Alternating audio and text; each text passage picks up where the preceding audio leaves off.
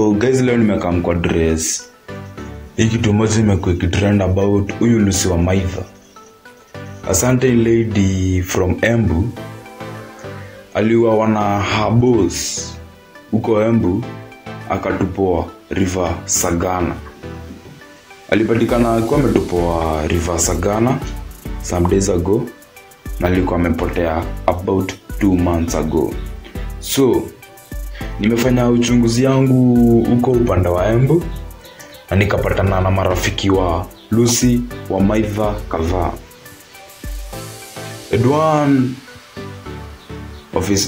One of our friends said kuwa Lucy alimwambia huyo boss wake, alimtishia maisha, akamwambia kuwa asiwahi cheza na bwanake tena. Kwa sababu gani? Huyu Lucy Wamaitha, huyu the red Lucy Wamaitha, alikuwa ameenda na bwana ya boss wake Mombasa. That was a December Christmas Mombasa. Sasa huyu boss wake akajua.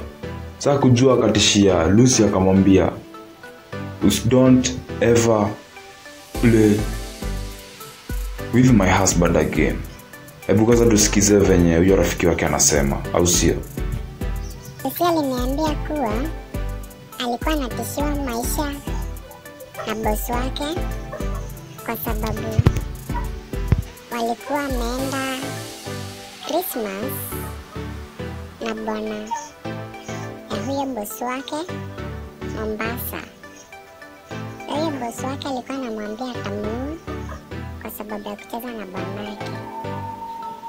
So my people, umesikia venye amesema? Mimi najiuliza, is this a good reason ya kutoa mtu hai? Why? Hamwezi kaa chini muongee?